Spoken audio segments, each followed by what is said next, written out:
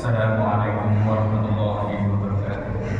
Alhamdulillahi rabbil alamin ala kulli halin wa fi kulli halin wa li kulli ni'mah. Asyhadu an la ilaha illallah wahdahu la syarika lah wa asyhadu anna sayyidina wa maulana Muhammadan abduhu wa rasuluhu la nabiyya ba'dah. Allahumma shalli wa sallim ala habibina wa syafiina wa maulana Muhammad ibn Abdillah wa ala alihi wa sahbihi wa mawala amma ba'da. Faya ikhwani rahimakumullah, usikum wa nafsi bitaqwallah faqad fazal muttaqun. Qala Allah ta'ala fi kitabihil karim, a'udzu billahi minasy syaithanir rajim. Qalu subhanaka la ilma lana illa ma 'allamtana innaka antal alimul hakim. Hadirin sidang Jumat yang dimuliakan oleh Allah, marilah senantiasa kita meningkatkan kadar ketakwaan kita kepada Allah Subhanahu wa taala dengan sebaik-baik takwa, dengan ikhtiar maksimal dalam ketakwaan, karena takwa adalah merupakan bekal baik ketika kita masih ada di alam dunia maupun kelak ketika kita menghadap ila hadratillah. Allah berfirman di dalam Al-Quran, "Fatazawwadu fa inna khairaz zadit taqwa." Maka sekalian manusia hendaklah kalian berbekal, dan sebaik-baik bekal itu adalah takwa. Takwa apabila menempel pada hati seorang anak muda, maka ketakwaan tersebut akan menundukkan dirinya dari al-mafasid, dari hal-hal yang rusak. Takwa ketika menempel di hati orang-orang yang kaya, maka ketakwaan tersebut akan membawa kedermawanan, membawa kepada hal-hal yang menuntun beliau memberikan manfaat-manfaat yang lebih dengan anugerah yang Allah berikan. Ketakwaan yang dianugerahkan oleh Allah kepada orang yang sederhana, kepada orang yang masih fakir dan sebagainya, itu akan menjadikan hatinya itu mamlu'ah bisyukri, penuh dengan rasa syukur. Wa idza kana al-qalbu mamlu'an bisyukri, dan ketika hati itu penuh dengan rasa kesyukuran, dia akan menjadi qani'atan ala kulli ma an'ama Allahu alaihi. Dia akan menjadi merasa qanaah, merasa menerima, merasa cukup, merasa bersyukur dengan apa yang dianugerahkan oleh Allah Subhanahu wa taala kepadanya. Begitu pentingnya takwa dalam rukun khutbah, itu akan menempati tempat di rukun yang nomor 3 setelah hamdalah dan sholawat. Apabila rukun ketiga ini tidak ada, maka secara otomatis khutbahnya secara hukum fikih itu tidak sah. Kalau kita membaca dalam kitab I'anatul Thalibin yang ditulis oleh Syekh Abu Bakar Shatoh, beliau menjelaskan bahwa rukun khutbah, apalagi khutbah wajib, khutbah Jumat, itu ada 5. Salasun mushtarakun fi khutbatil ula wa fi tsaniyah. Yang 3 itu harus ada di khutbah pertama dan khutbah kedua. Ini makolahnya ulama yang benar-benar hati-hati. 3 rukun itu harus ada di khutbah pertama dan khutbah kedua. Yang pertama adalah hamdalah. Khutbah pertama, khutbah kedua itu ada hamdalahnya. Yang kedua, sholawat, ada sholawatnya. Yang nomor 3 itu ada wasiat takwanya, ittaqullah, ittaqullah. Nah, terus kemudian rukun yang nomor 4 itu fal yastar, hendaknya dia memilih fi khutbatil ula, fi tsaniyah. Dia boleh di khutbah pertama atau khutbah kedua. Apa itu yang boleh memilih? Qira'atu ayatin minal Qur'ani, baca satu ayat sempurna dari Al-Quran. Nah, terus kemudian rukun yang terakhir itu adalah ad-du'a lil mu'minina fi akhiril khutbah tsaniyah, mendoakan orang yang beriman, Allahumma ighfir lil mu'minin wal mu'minat, itu di akhir dari khutbah yang kedua.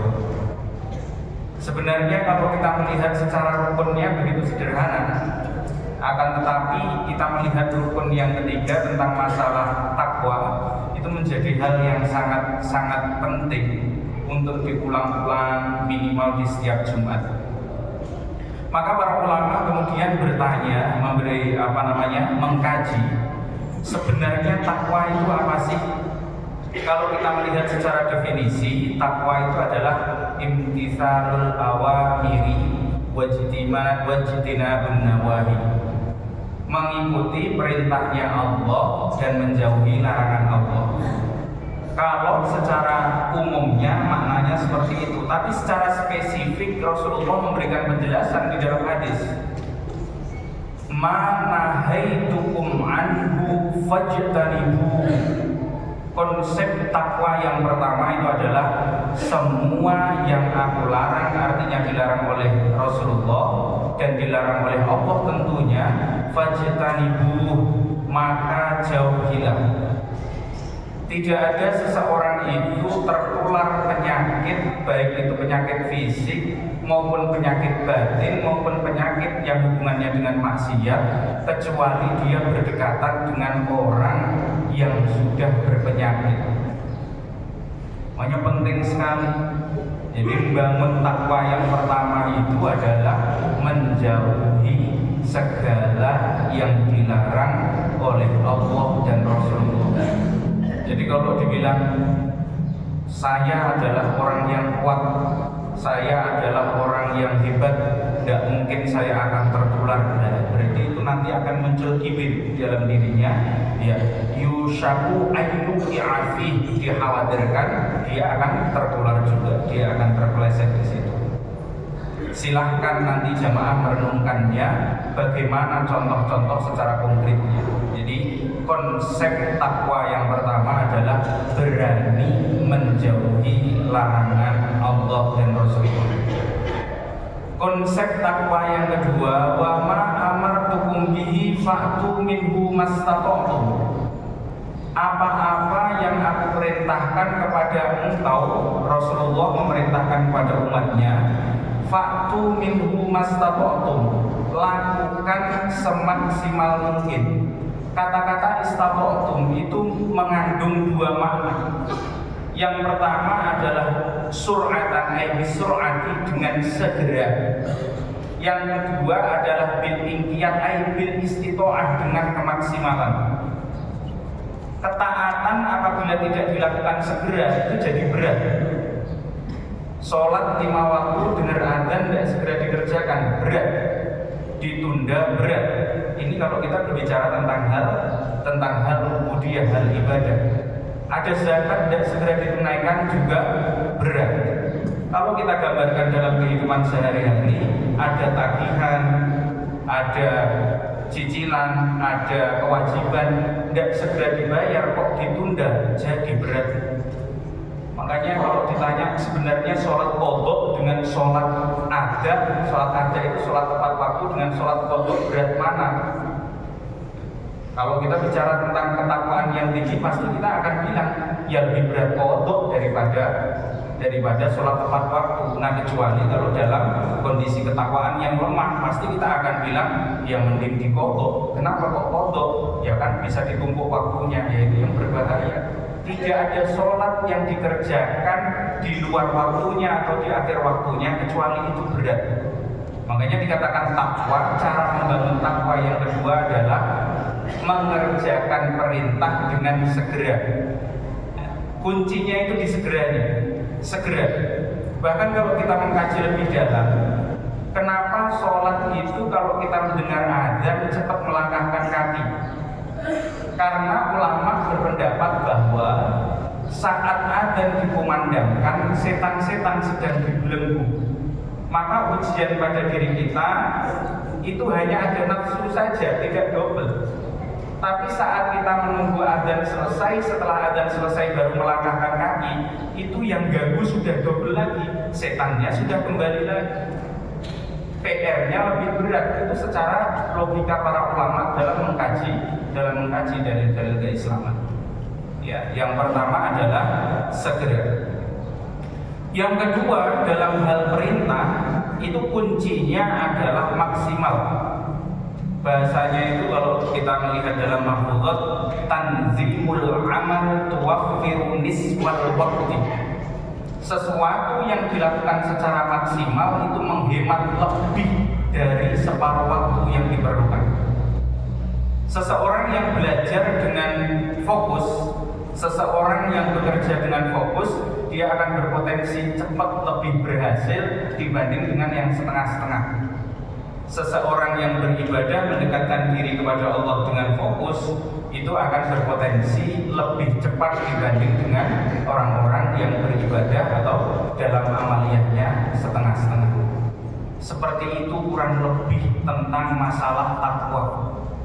Takwa dibangun, yang pertama tadi adalah apabila ada larangan, jauhi. Sehebat apapun keinginan kita untuk bermaksiat, apabila objek maksiat itu jauh dari tempat kita berada, itu ada kemungkinan untuk tidak terjadinya. Tapi sehebat apapun diri kita, kok kemaksiatan itu ada di dekat kita, bisa jadi tanpa niat pun kita juga akan kepleset di dalamnya.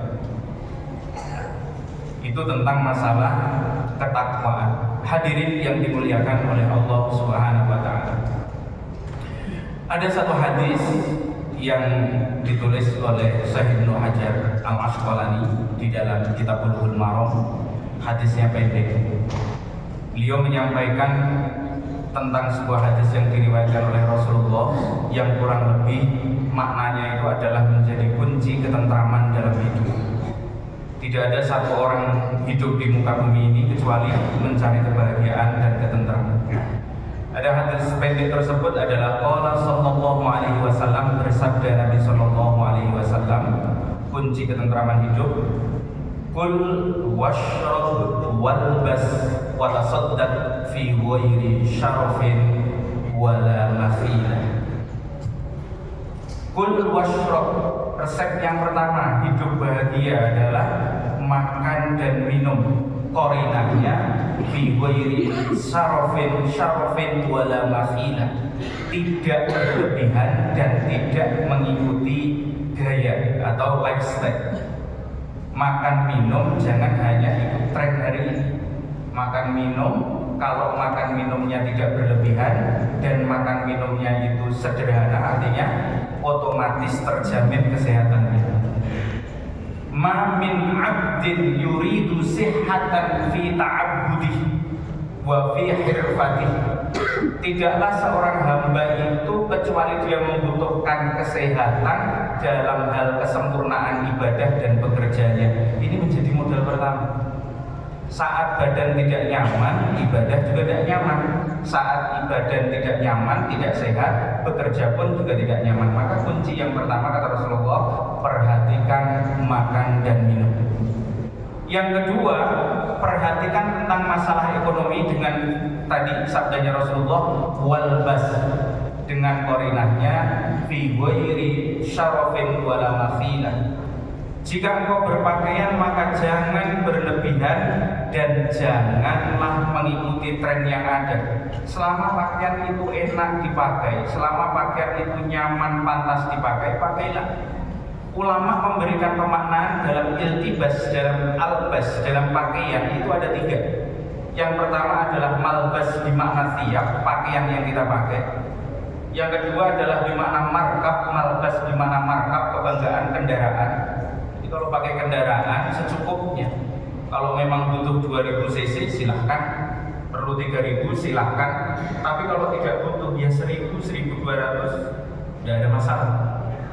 Pakai kendaraan kecil juga begitu. Jika masih cukup pakai 160 ya tidak usah butuh yang 250 atau mungkin yang 500. Tapi kalau butuh silahkan. Yang ketiga itu adalah almaskan, tempat tinggal.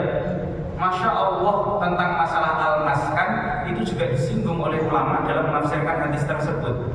Tidak ada rumah itu indah lebih dari 5-10 tahun.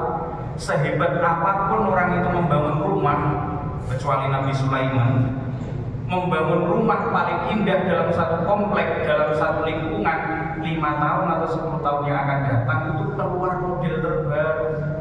Pusing juga akhirnya, Masya Allah. Jadi dompet itu kalau ada isinya nyaman. Manajemennya adalah tentang pakaian, kendaraan, dan rumah. Di situ pakaian yang sederhana, yang cukup, yang wajar, kendaraan yang cukup, tempat tinggal yang nyaman, dompetnya ada. Itu masuk kepada makalahnya Sayyidina Umar. Soluha umur ummati Muhammadin fi akhir zaman bil amwal. Sayyidina Umar itu menyampaikan begitu. Sungguh kebaikan urusan umat manusia di akhir zaman itu harus ada nufudnya, harus ada kapitalnya, ada uangnya. Orang ada di rekeningnya 5 juta dengan 1 juta jalannya beda. Bukan masalah sombongnya, ketenangannya dalam ibadah juga beda. Kita pakai makna positifnya saja, jangan pakai makna negatifnya saja. Di mana Allah Rasulullah juga menyampaikan bahwa al-mu'minul qawiyyu khairun wa habbu ilallah. Mukmin yang kuat dalam fisiknya sehat, uangnya ada, itu khairun lebih baik, wa habbu ilallah, Allah lebih demen. Kenapa? Karena pasti bisa memberi manfaat kepada orang lain. Masya Allah. Dan yang terakhir adalah wa tasaddaq bi ghairi syarafin wala mafina. Dalam bersedekah perhatikan sedekah bermakna zakat, perhatikan zakatnya. Sedekah bermakna infak, perhatikan infaknya. Sedekah bermakna atiyah atau pemberian, perhatikan tentang masalah sedekahnya. Nah, jika orang itu sudah bertakwa dengan 2 hal tadi dan memperhatikan 3 hal ini, 1 kesehatan fisiknya dengan makan dan minum, 2 kesehatan ekonominya dengan memperhatikan pakaian, kendaraan, dan rumah, dan yang terakhir memperhatikan jiwanya dengan masalah sedekah, zakat, dan infaknya, insya Allah hidupnya akan tentram, bahagia sampai nanti ketika dia berjumpa dengan Allah Subhanahu wa ta'ala. Barakallahu li wa lakum fil Qur'anil azim wa nafa'ani wa iyyakum bima fihi minal ayati wa dzikril hakim. Fataqabbalallahu minni wa minkum tilawatahu innahu was-sami'ul 'alim.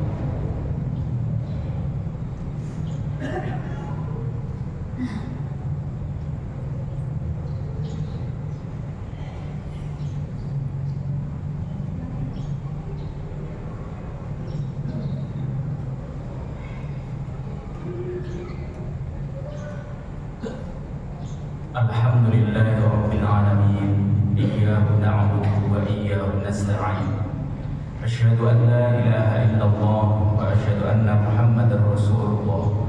Allahumma shalli ala sayyidina wa maulana Muhammadin wa ala alihi wa sahbihi wa sallim ajma'in. Amma ba'du fa ya ikhwani rahimakumullah. Usikum wa nafsi wa iyaya bitaqwallah faqad fazal muttaqun. Qala Allah Ta'ala fi kitabihil karim, a'udzu billahi minasyaitonir rajim. Bismillahirrahmanirrahim. Innallaha wa malaikatahu yusholluna 'alan nabi ya ayyuhalladzina amanu shallu 'alaihi wa sallimu taslima. Allahumma shalli 'ala sayyidina Muhammad wa 'ala ali sayyidina Muhammad kama shallaita 'ala sayyidina Ibrahim wa 'ala ali sayyidina Ibrahim wa barik 'ala sayyidina Muhammad wa 'ala ali sayyidina Muhammad kama barakta 'ala sayyidina Ibrahim wa 'ala ali sayyidina Ibrahim fil 'alamin innaka Hamidum Majid. Wa radhiyallahu ta'ala an sayyidatina Abi Bakrin wa Umar wa Utsman wa Ali wa an baqiyatis sahabati wat tabi'in wat tabi'in tabi'in wa man tabi'ahum bi ihsan ila yaumiddin warhamna ma'ahum bi rahmatika ya arhamar rahimin. Allahumma ighfir lil mu'minin wal mu'minat wal muslimin wal muslimat al ahya'i minhum wal amwat bi rahmatika ya arhamar rahimin. Allahumma adfa' 'anna al-wala wal waba wal fakhsha wal fitan wal mukhtalifat wasyada'id wal mihan ma dhahara minha wa ma batan min baladina hada Indonesia wa min sa'iril buldanil muslimin 'ammah. Rabbana atina fid dunya hasanah wa fil akhirati hasanah وقنا عذاب النار والحمد لله رب العالمين. عباد الله إن الله يأمر بالعدل والإحسان وإيتاء ذي القربى وينهى عن الفحشاء والمنكر والبغي يعظكم لعلكم تذكرون. فاذكروا الله العظيم يذكركم واسألوه على نعمه يعطيكم ولذكر الله أكبر.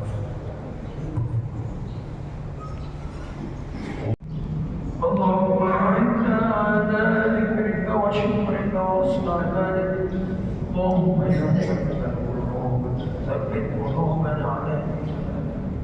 ربنا لا تزغ قلوبنا بعد إذ هديتنا وهب لنا من لدنك رحمة